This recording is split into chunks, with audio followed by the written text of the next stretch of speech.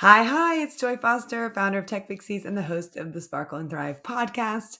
And we are really excited about this interview and a couple interviews that we're hoping to do throughout this year with some of our original alumni. So, Louise Bailey was one of our very first two cohorts. I sort of consider the first two cohorts one cohort because it was the very early days of Tech Pixies when I was just figuring out what I was doing, how I was doing it.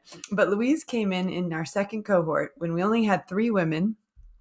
For those of you who are starting businesses, for me, when I launched Tech Pixies the first time, it was government funded. So people didn't have to pay to be in the program. And then one of the caveats of getting that money was that I would be self-sustaining. Like I'd create my program funded by the government, but then I would have to sell it after that. And interestingly enough, I tried to sell it and I had 3 buyers. So Louise was one of the first people, but it was really interesting because even at that point, I didn't have a lot of confidence in my pricing. And I did a deal, which is like, okay, you pay, I think it was like 600 pounds, and then I'm going to pay you or I can't remember, you pay 500, I'm going to pay you 600. So I actually paid them more than they paid me to do the program. And that was because it was a very, very early on in early days where we did a program where they then worked for me for a couple months on a project as part of a successful completion. So, it was very early days. So much in our program has changed. We no longer offer that option, but it was my first foray into actually having to sell a product. And I remember it was a big deal. But anyway, Louise, I absolutely just love and adore you. There's so many wonderful things about you. One of the things being that you received a scholarship and then you paid it back when you got your first job. And that was also very cool. And I still have the letter that you wrote. And, when you sent the check to pay the whole thing, I'd given Louise a scholarship, in her situation, which we have scholarships at Tech Pixies, which we've now changed to a pay it forward scheme. So instead of giving someone a grant for the training, what we do is we effectively spread out the training over a longer period of time, and we spread out payment over a longer period of time. And we found that after doing lots of different things over 8 years, that's the new plan that we think is going to work really well. And so far, so good. It is working. But Louise, I was so grateful to you for that. I remember coming home and just opening up the door, and there was a letter, really beautiful letter. And I think I've messaged you before, but whenever I've had a tough day in business, I literally pull out that letter because it's like a kid and a dog in a laundry basket flying down the stairs, and it always makes me smile and it reminds me of what I do. So anyway, long-winded introduction to who Louise is, but she's one of our very, very first Tech Pixies. She went through the program, guys, 7 years ago, and she has had a transformational story. She's got her dream job, but before we get into that, Louise, tell us your story. Where were you at when you and I met, and what were you doing, and all that good stuff? Well, first of all, I can't believe it's 7 years. That's crazy. I actually looked it up the other day because I knew we were going to talk. Yeah, so I was working in the finance department in a local charity, and I was in a situation where I think I'd been there 3 years, maybe. I'm not quite sure. And I loved the people and I loved the organization and I really believed in what they did. But finance just wasn't my vibe and my fit, I guess. And I didn't really know what that was. I'd sort of gone through a few jobs, mostly administration, and always found that I was lacking the creativity. And I didn't even realize that I had that pull towards creativity until I didn't have it in my life. And then I was like, oh my gosh, I need it. And I didn't think there was a job that I could do that had both creativity and sort of my analytical brain. Certainly finance, you can't be creative. So I Well, some people are creative with finance, yeah, not for very but long. not in the way you wanted to be creative with it. So yeah, I didn't really know what to do, and I sort of I guess I was just sort of fairly stagnant. And then I think you were working with the company I was working for, Yeah, and we rebuilt their website. yeah, and I sort of read about you and what you were doing, and I think we had a chat, and you initially invited me, I think, to sort of volunteer for a short period of time with Made with Joy, which was pre-Tech Pixies, which I think was mostly web-based. I'm not sure. And then whilst I was doing that, you mentioned that the next cohort was starting for Tech Pixies, and why didn't I come along? Yeah. And I think we have to really talk about what it's like to be a creative in a non-creative role. It's very much being, a square peg in a round hole. I mean, that is so I think it's really interesting when you realized you were a creative person and you loved creativity and you needed that. I actually think it was doing the social media course in where you discovered that you were creative. I mean, first of all, we are all creative beings, right? I mean, we create our lives every day. you know, Yeah. I mean, I was just joking with my kids. I was like, "I love my life." I was like, I've already dealt with a dead mouse in the dog bowl and a bee sting on my son's hand, and you know, like we create our life right now. Obviously, I can't predict what the dead mouse or the bee sting, but I can create my reaction to it. I can create my response to it. How I'm going to deal with it. How I'm going to look at it. I'm going to look at it with a smile or not. So Yes. we create every part of our day. We if we wake up in the morning and we say, "I'm so grateful for this, beautiful baby day. It's a brand new baby day. I get to start all over again. I get to do it in a new way today, or I get to discover new things I haven't discovered, or we get to create our days, right?" Yeah.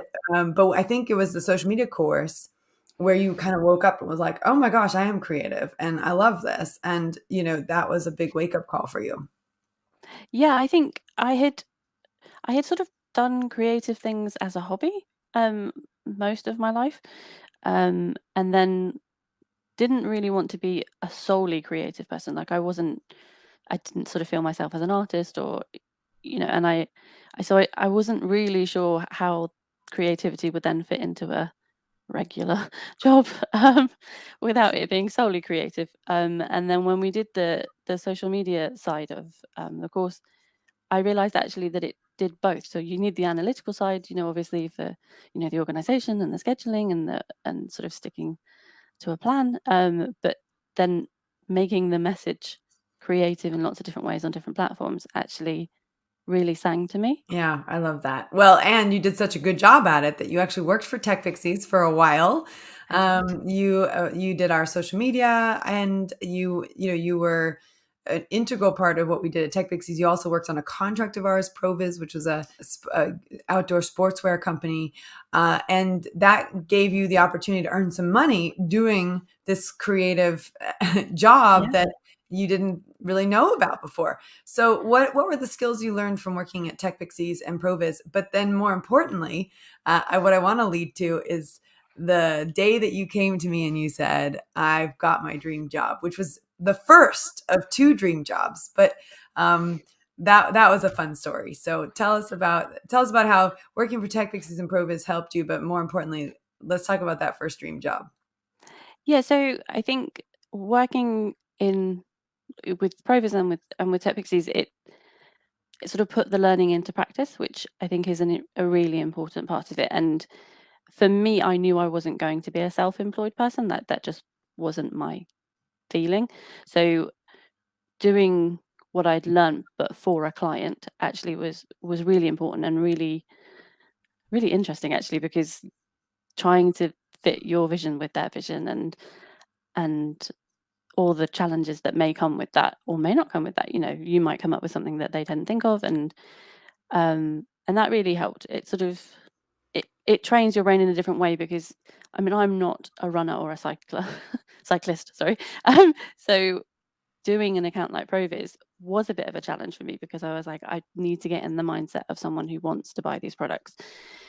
And so it took a lot of research and, immersing yourself in that world. And But you do have a dog, and one of the I products they did. Yeah. launched was because, by the way, what's super interesting is we were bet we our team, which was the organic social media team, we were the conduit between the owners of the business and then the customers, and one thing that came up over and over and over again was, "I want one of these jackets for my dog," and we said to Aunt and Bob, "You've gotta create a dog jacket," and that's gone on to be a very successful product for them is a reflective dog jacket. So, Yeah.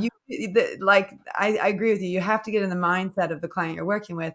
And, one of the mistakes a lot of people make early on in social media is they'll take any client, but then that means they got to learn every single thing about every industry that they say yes to. So it Yeah. does help to niche down into things that you love. And there are a few things that you love. So talk to us about what you love. Yeah. So I have always loved history and the past and sort of museums and heritage. That's always been a passion of mine. And again, I don't know why, I sort of closed my mind to the fact that I could ever work in that industry. And then there was sort of a light bulb moment, I think, in one of the days in the course, when I sort of came to you in a break and I was like, I could do this in a heritage setting. Like, this is crazy to me. And how do I do it? And, I know that it's a challenging sort of market to get into. It's very, very desired. And so I sort of went off and I did a bit of research and I sent out a few emails just as on spec of, do you need a volunteer to help out? And one of the emails I sent out was just to the National Trust sort of head office, I think. Didn't hear anything back. Wasn't 100% surprised. And then for some random reason, I was checking through my spam emails a couple of weeks later, and I had an email from somebody at Wadston Manor, which is a National Trust property in sort of Buckinghamshire, and basically saying, "Hi, we'd love for you to come in and chat to us." And so I did, and I met with the two lovely women from the marketing department. We had a cup of tea, and I just sort of explained my background in Tech Pixies, and they basically said, "When can you start?" And yeah, and so I started. I think it was 18 months overall, roughly once a week, in the marketing department with them, and they were so generous because very early on they sort of gave me hands-on tasks. It really was like, here's the Twitter account, this is the campaign we've got, please can you write some tweets, and they were really good at sort of And you even managed their teaching me. website at one point, I think. Yeah, so then after I'd been there for 18 months, then a role came up within that department as a part-time web editor, and I I went for it. I mean, it wasn't 100% where I wanted to be. I knew that web editing wasn't necessarily where I wanted to be ultimately, but I knew also that it was a foot in the door, and it was a wonderful department, and I loved the people that I worked with, and I thought, well, I'm still in that zone and I'm still learning lots. So I went for it and I got the job, which was amazing. So I got to work at the beautiful Waterton Manor every day, which is never a bad thing. And that was a great CV builder for now your current dream job, which is so cool. Now, the thing I love about this dream job is that this was a job that went into the Tech Pixies group, and there were not just one, but there were a few Tech Pixies that went for this job, and you knew them as well. So, at Tech Pixies, we are huge fans of collaborating, not competing. But obviously, when there's a job that comes up and it's a perfect job for a Tech Pixie, you might have a couple Tech Pixies apply. So that was a bit of a tricky thing to navigate. And of course, that's sort of fun as well. The fact that there were multiple Tech Pixies going for a really awesome job. Tell us about the awesome job that you went for and what you do every day and why you love it so much. So the job I went for, and I eventually got, is a digital communications officer at the Ashmolean Museum, which is in Oxford. It's a part-time role, and it's a brand new role actually in that department. So it's focusing on the commercial aspects of the museum, so catering, retail, venue hire, weddings, um, all of that, the membership. And it's my job. My boss always describes it as my job to champion commercial in our comms, and yeah, I love it. And at the Ashmolean, I've lived in Oxford my whole life. The Ashmolean's been somewhere that I have been on multiple school trips to, and many family trips to, and I've loved it. And I've tried before to apply for jobs there and within the university because it's a university museum, and never got past the application stage. So I didn't hold out a lot of hope, I have to say. But it just seemed like perfect timing, and it was part time, which was good for me. And yeah, I still, even going into work every day, I'm like, this is my job. This is so weird. But I want to just point something out because we've known each other for a long time. We've known each other for 7 years. We've got a personal relationship as well. But what I love is that you messaged me when the job came up. You're like, I really want to go for this, but you had some reservations about going for it. Yeah, so as with anything, reading the job description, I didn't hit everything on the job description, or I didn't feel like I did. And I know you know me incredibly well, and you've worked with me, and I thought, well, Joy is a better perspective than me of my own abilities. And you were so, it's advice that I've heard you give before, but it was, just go for it. Even if you don't know it, you can learn it. And, I think you even said that men wouldn't look at a job description and think, I can't do this and that, and they would just go for it. So why should you? And so I did. Yeah. And that, I think, that advice I actually read originally in the book Lean In, which was written by Sheryl Sandberg when she was the CFO at Facebook, or COO at Facebook. And she wrote the book. In fact, interestingly enough, she wrote the book before her husband died, her first husband. But she really felt that women would wait until they had 100% of the job requirements to go for the job. And she noticed that men weren't doing that. And then, I don't know if it was that book or it was a different book about Google, but they actually had to teach women how to ask for raises, and they had to teach women how to present themselves in a way that, they made they gave the evidence and the case for getting a raise. So I know at Google and at Facebook, I think they had to do that sort of training. But one of the things she really talks about is, a man will look at a job and they'll go, well, I know how to do 60% of the stuff. I'll figure the rest of it out, and they'll go for it. And I think that was really powerful information to disseminate to the world, because I think a lot of women started going, oh, actually. And then, of course, the great book, Everything is Figure Outable by Marie Forleo. Once you start to really think, wait, hang on, I'm someone that can figure things out. I can figure this out. And the thing is that I love about Tech Pixies is you learn, like 9 pieces of technology in like 9 weeks, so you learn so much that actually tackling a new piece of technology is sort of irrelevant. It's sort of why Yeah. we call it Tech Pixies. It's not about social media. It's about being able to just tackle tech, really. And you're great at that. And also it takes a creative mind to tackle tech. And I think that is one of the things that I love and have seen with our community is really, as women go through that initial frustration of tackling tech and like, this is hard and all that stuff, that they actually come out the other side and they're like, it's super calm, and they can tackle anything. And so it's like tackle tech, tackle anything, right? So I just really I love that you held a vision for the type of job that you wanted to create. And I also love that you've been able to find work environments where people have been really supportive of you and your career and your trajectory. Now, you got to sit in on a super cool presentation by the guy who ran the Twitter feed for the Bodleian Library. Is that right? Yeah, so that was at Waddesdon Manor. It's But did you bring him in? I mentioned him, but I think they were already talking to him All right, so after. tell They had been everybody talking to him. about him, because he's So super his cool. name is Adam Kazari. He's actually a really good person to follow if you're in sort of the heritage space, because he writes a really cool newsletter. He's actually had quite a few jobs with really good companies, and he did something at the Bodleian which I'm not sure had been done before, but he did this thing where he would take, say, an old manuscript and the sort of the figurehead and animate it, and then sort of make funny GIFs and tweets. And so he was coming into Waddesdon to tell us about how he did that and to teach us how to make a GIF with some of the collection that they had. And it was just really interesting because it had been an account that I had followed for a while, and I'd been reading about what he'd done. And so to meet him was just really, and he was such a down to earth, like relatable person and just really funny. And he actually went on, I don't know if anybody who's listening, he went on to work for the Museum of Agriculture or something, the Merle, MERL. And he was the guy that did the big ram, the absolute unit.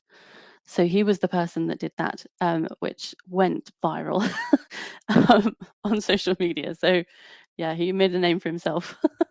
Well, I've put in the chat, and we'll put into the show notes the case study that Adam did for the Bodleian Library, where you can see some of the examples of the work he did, which was absolutely superb. And I'll find the link to the sheep as well, which went completely viral. So yeah, and then what's been really cool, because this is the thing, the heritage spaces and the museums, they've had to get super creative to keep Yeah. people interested in what they're doing, and also to keep the buzz online, because obviously it's history and you got to keep the buzz going. So tell me about some of the cool stuff that the Ashmolean's doing with TikTok and how you got to be involved in that as well. Yeah, so I mean, as anybody knows, video is not going away on social media. So all of us, I think, in the department have had to sort of upskill in video editing and TikTok, which none of us were on before, I have to say. And one of the really fun projects that somebody else in my department has worked on is working with student animators at university and giving them an item or they chose an item from the collection, and they put their own creative animation spin on telling the story of that particular object. And they had to pitch for it, they had to do the design work for it, and then we sort of all together collectively sat through and looked through all of the pitches and the bids, and we chose our favorites. And they have just been beautiful. I mean, they really are just stunning works, and so different as well, which is amazing because you it's a bit I always find, if I've got a friend who's getting married, how many versions of a white dress can you have? And it's always a bit of a surprise to me, but the different types of animation and different styles is so amazing, and it really has brought the collection to life, and some of them have really flown and people have really loved them. Well, and you've also created the reels for them as well, and you've gotten to do some really exciting things. I mean, I just love where you're at now. So, if you were to go back to Louise Bailey 7 years ago, working in finance at a charity, what would today's, self, the 2023 version of you who's had two dream jobs in the heritage and museum space, what would you say? What advice would you give her? Would you tell her it all worked out? What would you say? I would probably say don't dismiss your dreams, really. I think I had always had the dream to work in this space.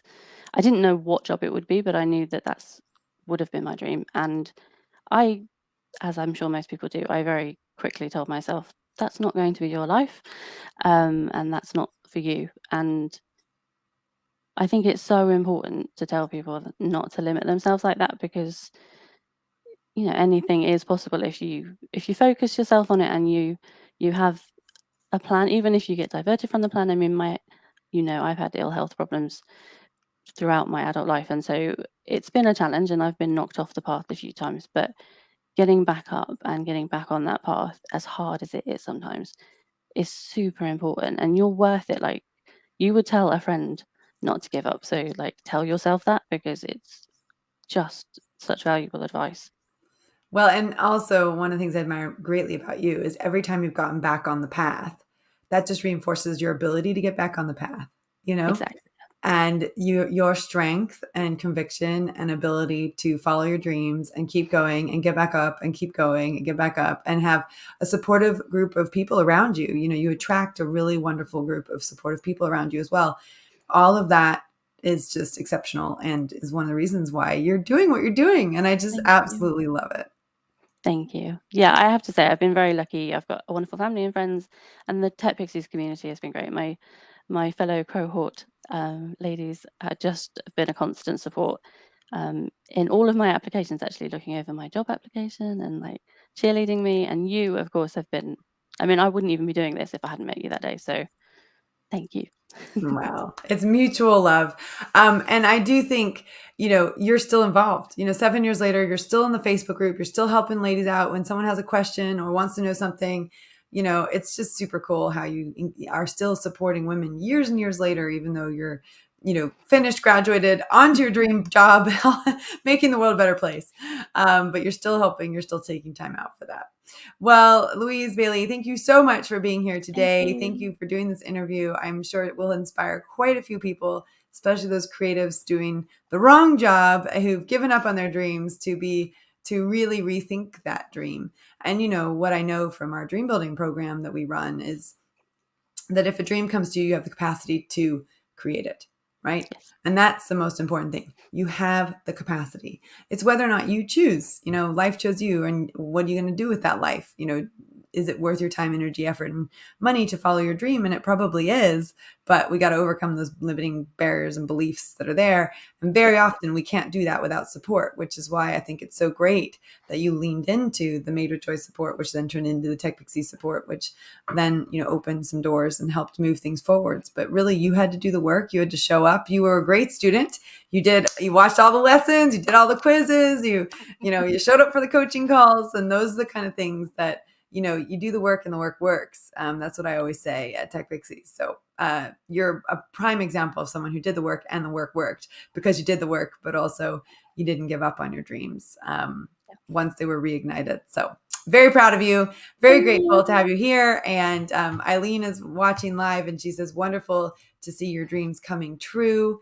And Claire Louise says, this is such an inspirational story. Thank you for sharing, Louise. Oh, thank you. So you guys have a bit of a namesake there. Yeah. All right. So I'll speak to you later. And thanks so much. No, thank you for having me. Thanks. Bye. All right. Bye. Wow, wasn't that fantastic? I absolutely am so thrilled to be able to invite Louise onto the podcast. And I'd love to keep doing this series with people that have gone through our program, 7, 8 years ago and see where they're at. Because one of the things that I can tell you is the mindset shift that happens while you're in the social media management program or the Dream Builder program or the Business Beyond Social program, any of our coaching programs, life coaching, social media coaching, business coaching, we fundamentally work on the subconscious reprogramming. We're really working on changing the mindset, and all the other skills we give you, they're in addition to the mindset shifts. Because I know that if you make the mindset shift you need to make, that everything else will fall into place, right? So if you are interested in any of our programs, email support@techpixies.com. Join our social media superhero bootcamp, techpixies.com/bootcamp. Join our vision workshop, techpixies.com/vision workshop. We run them on a regular basis, and they're there for you to start that journey of changing your mindset and moving forward towards a life of your dreams. And I want to say thank you for watching or listening wherever you are. And if this podcast resonated with you, please share it. Please give us a recommendation on whatever podcast host you're listening on. And of course, I love personal notes. So if this touched your life in a certain way and you want to send a note to us, we can pass it on to Louise. I'm more than happy to do that. We've started to receive notes regularly in our support inbox, and they're really touching to see how one person's story affects someone else's. And so please do reach out to us if this story has touched your life. And we are nearly at 100,000 downloads of this podcast and nearly at our 200th episode. It gives me chills. I literally have chills right now. So, if you love this podcast, please do tell people about it. Help us get to the 10,000 or 100,000 download mark. I'm going to talk about it in a few podcast episodes coming up, but I wanted to quit when we were about 64,000 downloads. And I was like, this is so hard. I think it's not going to work.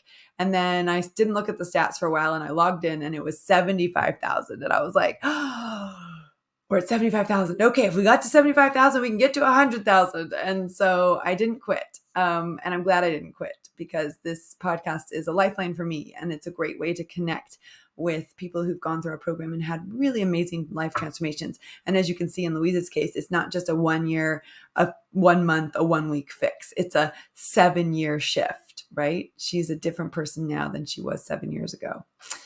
Same person, just discovering deeper levels of herself. So there you go. Help us get to 100,000 downloads. Thank you for listening. I'm so grateful and have a fantastic day.